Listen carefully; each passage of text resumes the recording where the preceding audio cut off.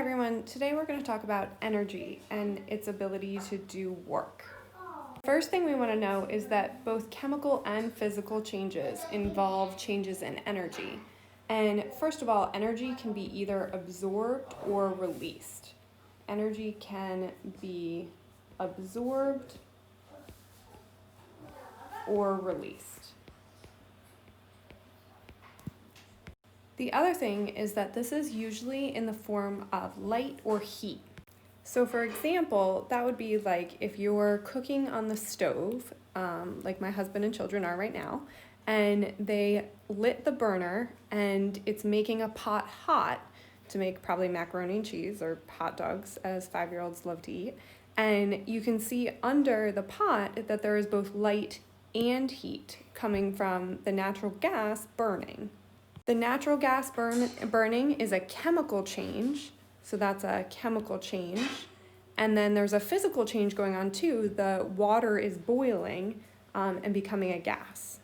The variable that we use to represent heat is the letter Q. We usually see it as lowercase, but it can also be uppercase. And energy, Q, can be transferred as a result of a temperature difference. When energy is transferred, it always goes from the hot thing to the cold thing. You can't transfer cold, you can only transfer hot. So if we transfer something from hot to cold, it would look like this. The heat would be transferred from the object that is hot and has higher energy to the object that is cold and is lower energy. In this case, the hot thing would cool down and the cold thing would warm up. Heat will continue to be transferred until those two objects become the same temperature, and we call that thermal equilibrium. The other thing to keep in mind, though, here is that heat and temperature are not the same thing. I think a good example of the difference between heat and temperature came from Miss Weck. Miss Weck told me if you have a cup of hot water, so let's say the water is boiling at 100 degrees Celsius, and you have a teaspoon of hot water, also at 100 degrees Celsius. They have the same temperature. But then the question is, which one would you want poured in your lap? I mean, neither of them. But if you had to pick one, you'd certainly pick the teaspoon. And that's because while it's the same temperature, it has a whole lot less heat to transfer. Okay, next we can talk about some simple calculations that we can do with energy. The equation that we use is Q equals mc delta T, and those are multiplication signs in between there. So Q equals mc delta T. We already said that Q stands for heat. It has units of joules, which is represented with a capital J. M is mass. We're already familiar with that. We're going to use that with grams. T is another one that we're kind of familiar with. That's going to be temperature, and the delta means change in. So it's actually represented as the final temperature minus the initial temperature. The last value in there is C, and this one's pretty new and is a concept that we want to pay close attention to. C is called the specific heat of a substance, and the units that we use to represent that are joules per gram degrees Celsius. Every substance has its own unique specific heat. It is an intensive physical property of a substance, kind of like density, and you can look it up in a table. The specific heat of water, for example, is 4.18 joules per gram degree Celsius, but that is only for water. For any other substance, you'll have a different specific heat value. For example, in this next problem, we're going to talk about copper, and copper has a specific heat of 0.385 joules per gram degree Celsius. Notice that the specific heat for copper is much lower than that of water. Okay, so let's try this problem together. First, we need to use our new equation, Q equals mc delta T. The problem says how much heat is given off if 387 grams of copper at a temperature of 205 degrees Celsius is cooled to 115 degrees Celsius. We are being asked to calculate Q. So we've already really done the algebra, but we need to plug our numbers in and solve. The first thing I'm doing is substituting T final minus T initial for the delta T. Next, we can plug in all our values. With all our numbers in here, we know that the mass is 387 grams from the problem. We know the specific heat value is 0.385 joules per gram degree Celsius.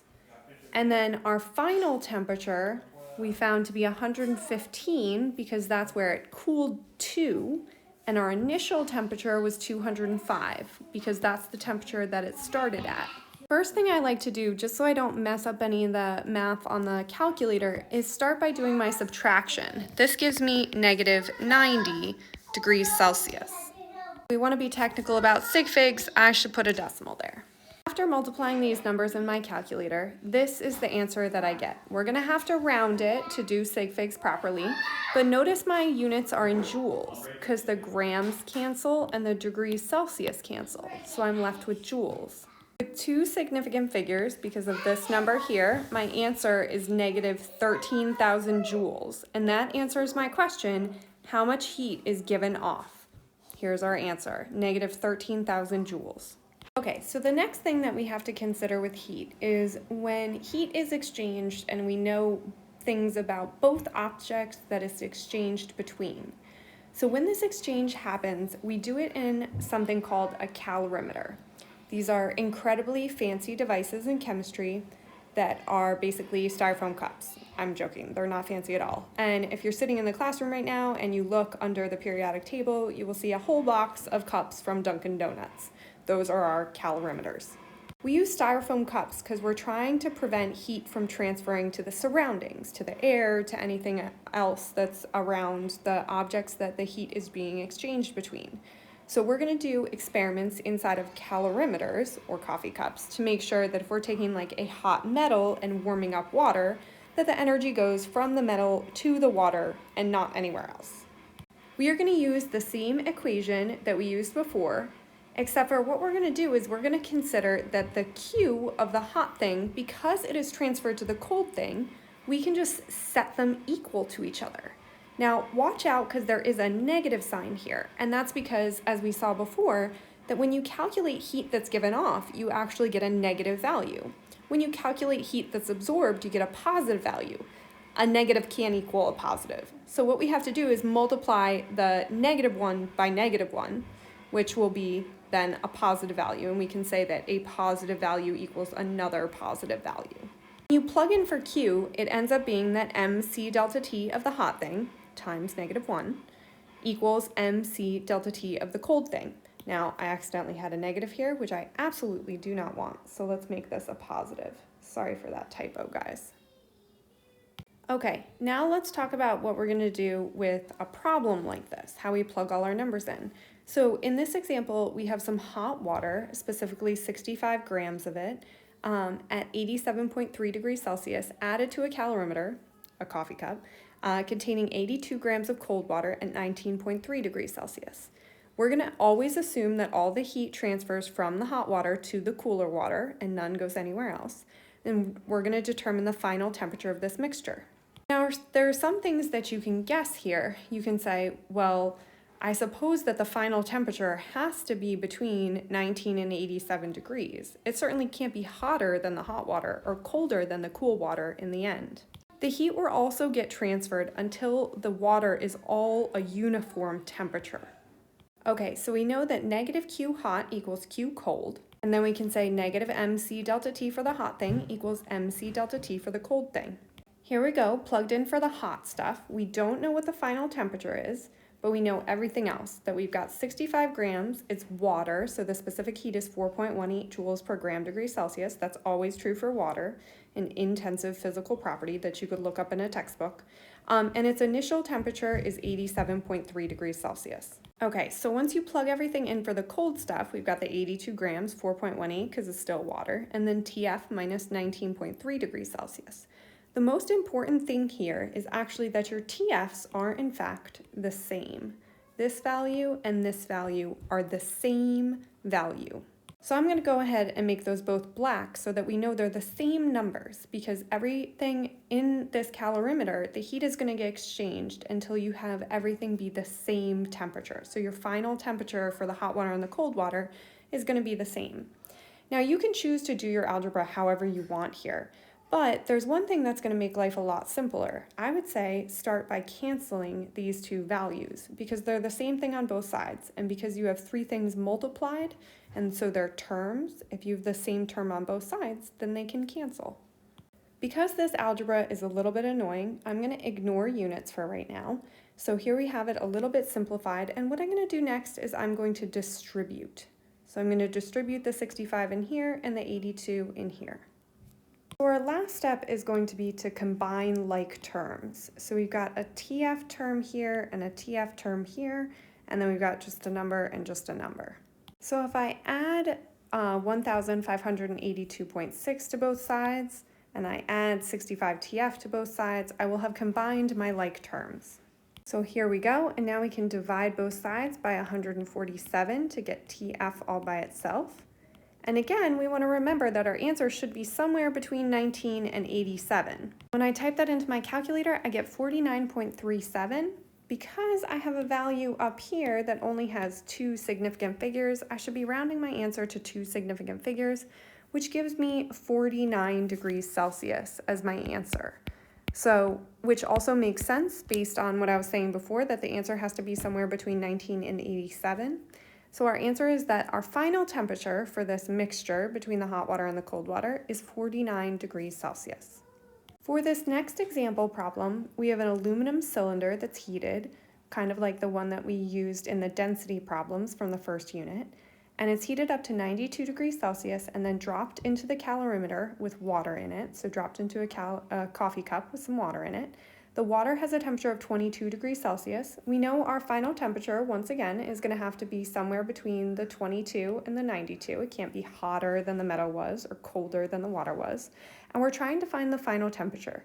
Just so you guys know, I'm not always going to make you solve for final temperature, but I wanted to show you these problems because that's the hardest one to solve for. It's a whole lot easier if you have to solve for a different value. Once again, we're going to say negative Q hot equals Q cold.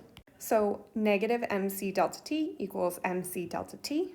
So I plugged in everything for the hot thing. The aluminum is 17 grams. We've got a specific heat of 0.9. The final temperature we don't know. It starts at 92. But now for the mass of the water, it gives me actually a volume. But remember, the density of water is 1 gram is equal to 1 milliliter. Or the density of water is 1 gram per milliliter.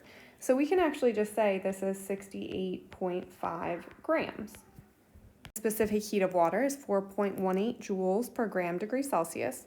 Now sometimes you see that listed in textbooks as 4.184 joules per gram degree Celsius.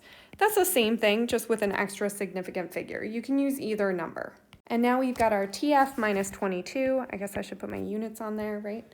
And so now we have some algebra to do. We don't have the simplification that we had last time. We cannot cancel out our specific heat values because they're not the same. My suggestion here would be to do your multiplication first and then distribute.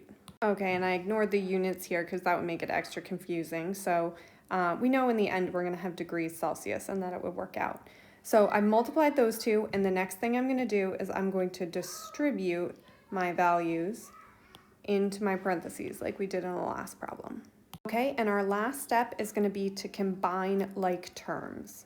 Here we go, and the next thing we have to do is divide both sides by 301.63 divided by 301.63 to get our TF all by itself. And I get an answer that is 25.55. Now we're going to have to round here, and I think our temperatures, again, were two significant figures, so this is about 26 degrees Celsius. Now you might look at this and think, wow, that's really low. Our metal was pretty darn hot to begin with. But remember, two things contributed to this number being low. One is that you have a whole lot more water than you have metal. Consider that we've got almost 70 grams of water, but only 17 grams of the metal. The other thing is water has an incredibly high specific heat value. It takes a lot of energy to heat water up, or you get a lot of energy back when water cools down. Whereas for metals, their specific heat values are often very, very low, meaning that they don't give off a lot of energy when they cool down. It also doesn't take a lot of energy to heat them up.